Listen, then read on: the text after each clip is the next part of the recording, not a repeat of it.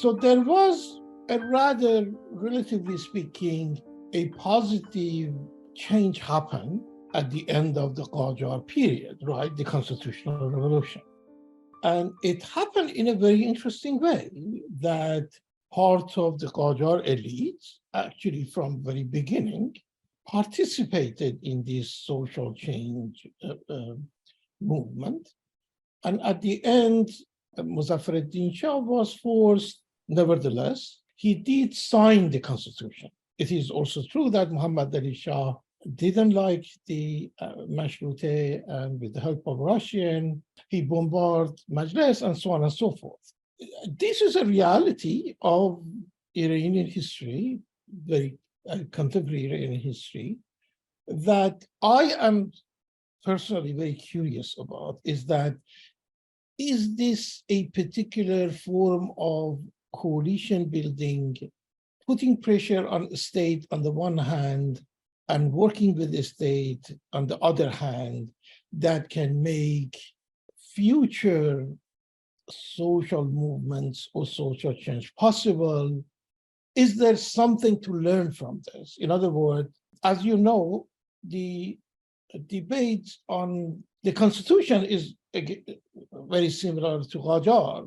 Was Constitution good or bad, successful or failed? But as I said, in the context of your own writing of what happened, something has happened, and I'm thinking that now that we stand after 100 some years, is there something that historians probably have not paid enough attention to? Yes, I mean, I think, again, it's judgmental, did Constitution fail or succeed or so on. The question, I think the real question is, what happened once that there was a constitutional revolution, there was a constitution? And to draw lessons may be not true, because the situation later on nowadays is very different. But I think that the real problem that existed in Iran after the Constitutional Revolution was, here you have a wonderful constitution, but if there is no state, what's the point of passing reforms if you can't implement them? If there's no institution to implement reforms, there's no Ministry of Education to create schools, primary, secondary schools, and so on. There is no Ministry of Real Justice to implement a civil code. It's meaningless. So the real problem, I think, after the Mashrutiyat period is in the 1910s, is basically the lack of a centralized state. Going back, again, to the early Qajar period, still the problem existed that there was no centralized government worth speaking of. So I think the significance of the so-called failure of the Constitution is not the failure of the Constitution, but the failure due to the lack of a state. And I don't think one can draw lessons from that for nowadays, because under Reza Shah, the state was created. So nowadays, when there's nostalgia for Reza Shah, it's a nostalgia for the creation of the state. But it's a misplaced nostalgia, because the state, once it's created, what's the desire? You want a bigger state, bigger bureaucracy, bigger Ministry of Interior, bigger police, bigger gendarmerie. That obviously is not something that is something of needed nowadays. Looking at basically 20th century Iran, again, the question often is a judgmental question of Reza Shah was good or bad. Was he corrupt or not corrupt? I think that's a misplaced question. The question is, what was Reza Shah's role in Iranian history?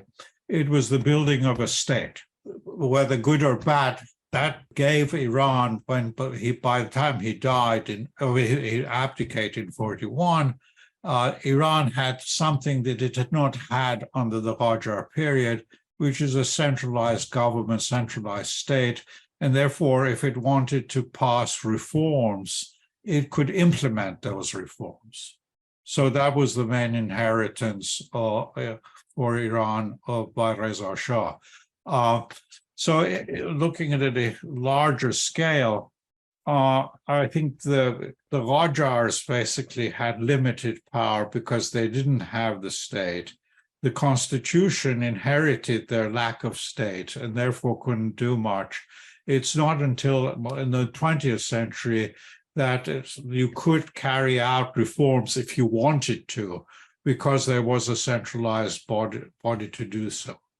Now, of course, as you know, although historians can say what happened, but in a way, the constitutional revolution, or Iranians in general, were not very lucky, because the constitution was signed in 1906, but then there was Muhammad Ali Shah's issue, which really took the constitutionalists until 1911 to just go back to how things were in 1906. And then, so my own argument is that during this period, the constitutionalists, certainly the elites both outside of Tehran and in Tehran, realized that what you just said, that the constitutionalists probably did not carefully think of this new state that need to emerge from the constitutional movement. There are lots of evidence of really interesting debates. But then Iran was occupied, as you know, right? By the British, by the Russians, by the Ottomans. First World War happened.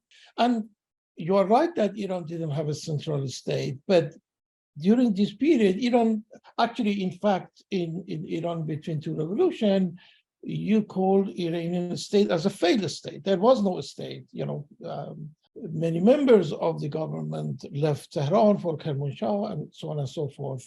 But the movements, politicians, intellectuals, and others very engaged in a very, very interesting discussion about building this new state, a post-constitutional state. But international situation was not ready until what we now call Reza Shah, right? Because in a way, most people who were around Reza Shah and later, or now we identify as part of the government, were the constitutionalists, right? Right. But even, by 1918, the war had ended, you could say. Iran was not under occupation from then on. But still, because there was no centralized state, it was easy for a group like the Bakhtiaris basically to take over the state and make it their own private, basically, estate. So it's not until really into the late 20s that Reza Shah is able to consolidate power in the center and really create a centralized state. And I think this, as you touched on it, a lot of the constitutionists, people who have been constitutionists, or one could call them liberals in the early period, become pro-Reza Shah in the 1920s and 30s, even though they don't like his autocracy. They basically respect him because what they feel he's doing is creating a centralized state, especially the Ministry of Justice or the Ministry of Interior. These are all for them essential for contemporary Iran. So that in a way explains Reza Shah's success, or why for some people he still remains a hero, because he did create a state. Although this is also a sort of moral or political judgment, is that one need to make a more argument than saying that the central state was made, right? Because it wasn't just a state, in a way that when Iran was invaded again and Reza Shah was forced to abdicate, many of these institutions collapsed. Iran, very similar way to the First World War, at the beginning of Second World War, there was no resistance. Basically, more or less, this now new modern army collapsed, and Iranians were on the street cheering and saying goodbye to Reza Shah. Isn't this partly a sort of creative, nostalgic things that we have about this centralized state? What did this central state in effect did? In what respect can we say that the central state was built? Apart from the fact that there was police, security forces, and the military who was able to suppress or control the country, which from my perspective is not what we call a modern centralized state, right? Well, actually, again, I think the perception here is often distorted. When the Allies invaded, the army collapsed within 3 days. So if you just limit the Reza Shah state to the army, yes, the Reza Shah state collapsed. But if you look at actually what happened, especially from 1941 onwards, during the 40s into 50s, what is surprising is how actually effectively the civil state, the bureaucracy, the ministries actually functioned. So you get in the political level, there almost every day there's a ministry's change. The ministers change. There's so many cabinets. Almost basically a roller around. But what is interesting is actually the bureaucracies functioned very well. And it's a bit like the French system where the minister comes and goes, but the undersecretaries, the civil servants are there, and they're actually very effective in running the ministry. So even under the chaotic period of the 40s and the economic situation, you find actually the ministries function quite well. And this is why there is partly because the bureaucracies, they were cumbersome, they're sometimes inefficient. People protested about bureaucracy, but the ministries were there and functioned. And this was, again, some sort of maybe not planned, but unforeseen legacy of the state building under Reza Shah. So I find even in politics, it's not actually chaotic after Reza Shah. I spent some time looking at the 14th Majlis, and actually the 14th Majlis functioned very well, even though there were 7 different fractions, or which was the term for parliamentary parties. They functioned quite well, and parliamentary democracy actually wasn't true democracy in the popular sense, but in terms of pluralism, was quite effective.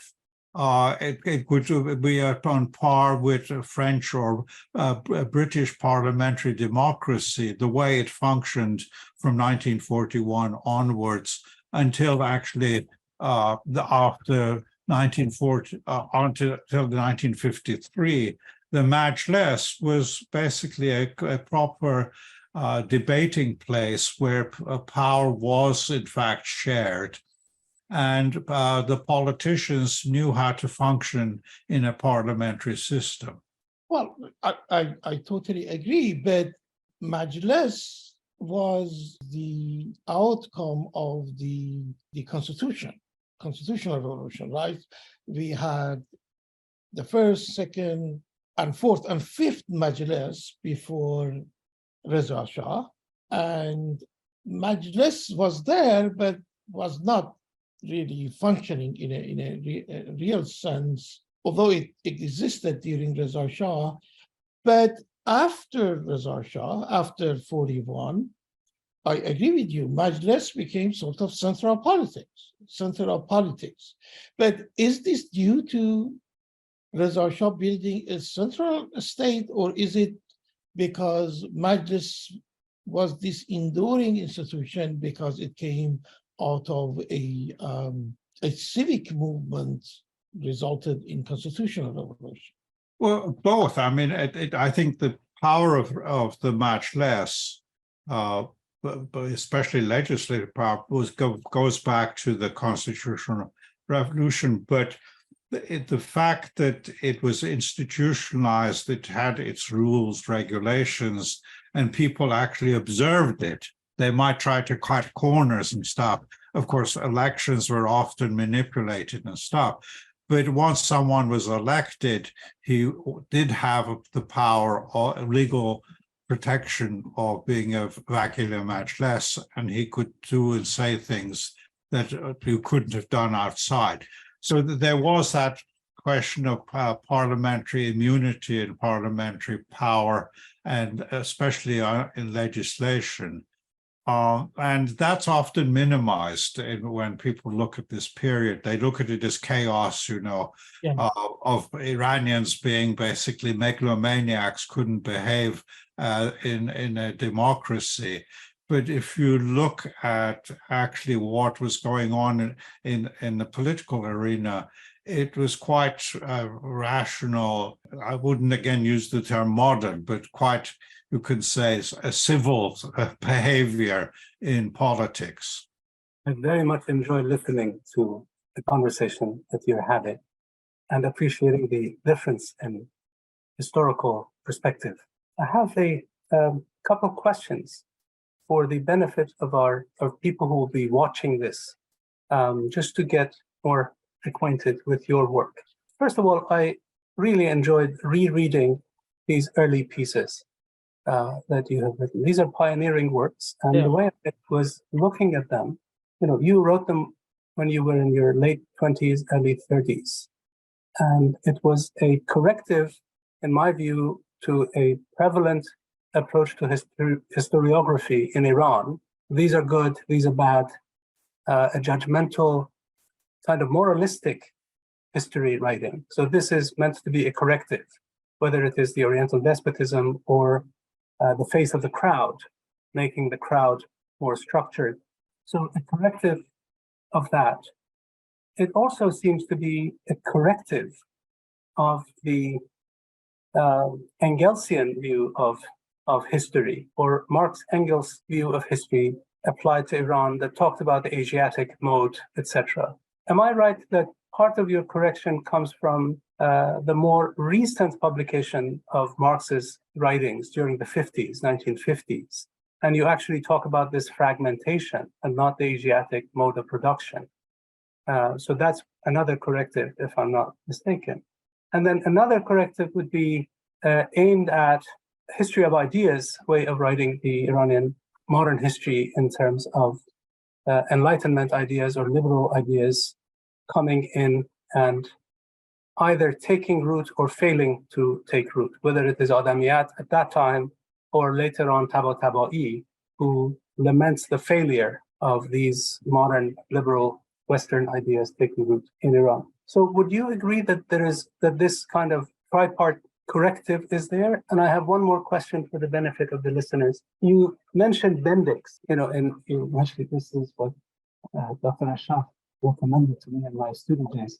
And I noticed that you talked about his work, Bendix's work.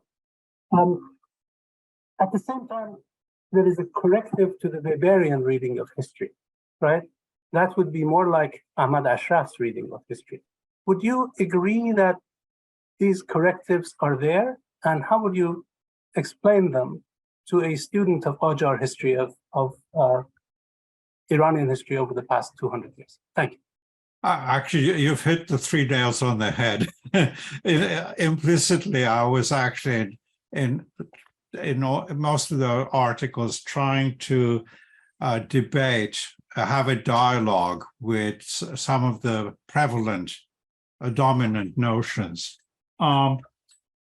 Yes, in the whole issue of Asiatic mode of production, I think, for instance, it wasn't a debate so much with Engels, because I think Engels was a good historian. Before he wanted to generalize, he wanted to look at empirical information. He couldn't get it at that time, so he dropped it as a good historian.